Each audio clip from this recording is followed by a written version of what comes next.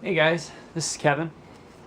This is going to be my first video that I'm making for my channel called The Art Internal, and today I'm going to be talking about meditation. Now, so, what is meditation? And what does it mean to meditate? What is the meditative state? And how can this practice enliven and enrich our own experiences?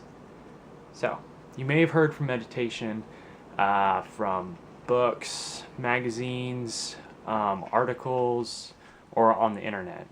A lot of people lump it in with the New Age movement, which has become exceedingly popular in recent times.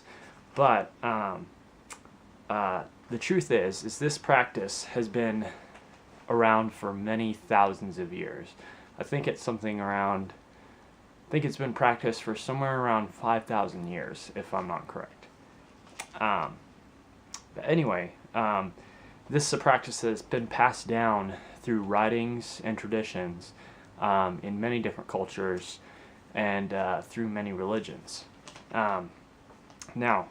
Siddhartha Gautama, the founder of Buddhism, experienced enlightenment one day when he decided to sit down and meditate under a tree. Now, this instance has spawned from it an entire religion, just from that experience, just from the mystical experience that this one person got from meditation. And Christianity as well. I'll even go as far as to say that prayer is actually in its own right a form of meditation.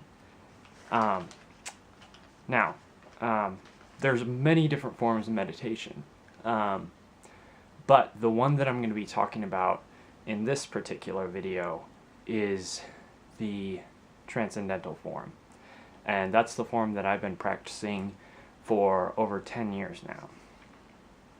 So, a lot of people say that meditation is bullshit, that I could never meditate, or my brain isn't even made for meditation. It always strikes me as really funny, because it always seems like, to my ears, it's like saying, it's as if someone said, my brain isn't made for sleep, because in a general sense, that's basically what meditation is. There's a quote, I forgot who said it. I'll have to look it up here, but it goes like this. It's that sleep is unconscious meditation. Now, meditation is conscious sleep.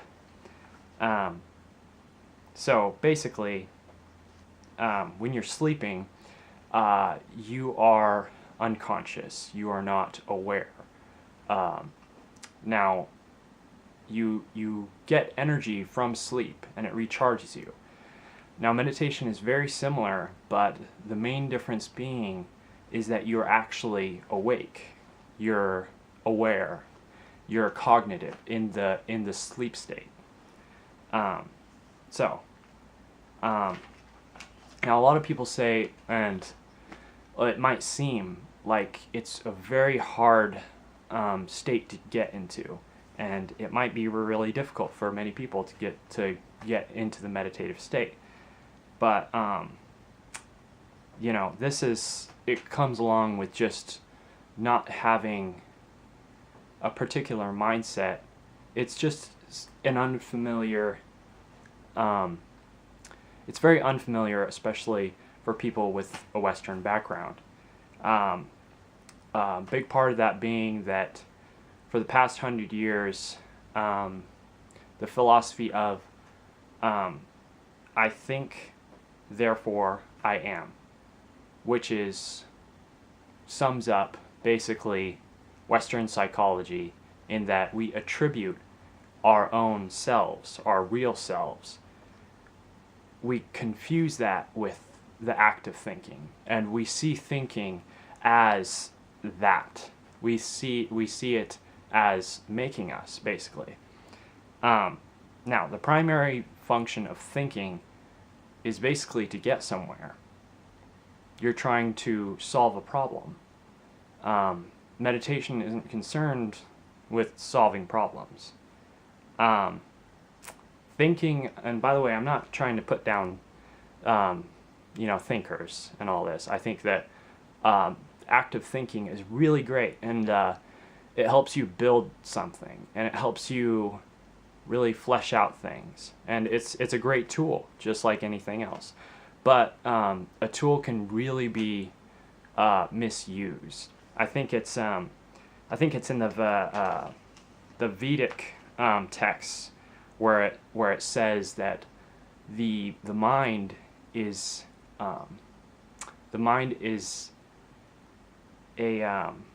it's a wonderful servant, but it's a terrible master. Now, that means basically, when you're thinking, you're using it for its real use, and you're not letting it dominate your whole being. Now, it's a tool. That's how it's used properly. But if you let thinking rule your entire experience, your entire whole being, basically, that's when you run into trouble. And since basically, as humans, we have this ability to self-reflect and think of things and reflect on our thoughts and reflect on the thoughts, whether or not, and try and decide and decipher, figure out whether these thoughts we're having are correct, are pure, and are honest. Always second guessing. So that is the problem that I always run into, at least from my experiences, from thinking, is you could think about thinking, and you would just end up overthinking yourself, basically. So you can see how this state of mind can really confuse a person. Now, you see how the conflict of thought can just basically just entirely mix you up. So basically, meditation, it takes you out of thinking. It brings you to a spot where you're not thinking, but you're not thinking also. It's really mysterious, and it's very hard to put into words. But basically, the practice of meditation ultimately brings you here, into this moment. Now, this moment is something that, for the most part, a lot of us are trying to get away from. We're trying to bypass and distract this present moment that we're experiencing. You could see it every day, for most of us at least, if you just watch yourself on any given day, really.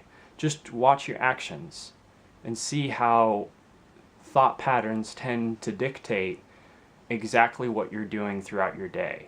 And sometimes those aren't always the healthiest patterns to take, really. Now, basically, when it comes down to thinking, is we tend to use thinking as a means to get somewhere, and we don't recognize them as the tool. We don't recognize them as symbols. And really, that's what it comes down to, is the act of thinking basically puts you into a sort of symbol mapping. And so you map out these symbols, and these symbols become your master. They become the ruler over you, so that your mind is operating your whole self rather than your whole self using your mind to get where you want to be. Now, when we get into the meditative state, and that means when we get into a certain stillness where we're not trying to think, we're not pushing anything away, we're not trying to pull it towards us, it overrides thinking.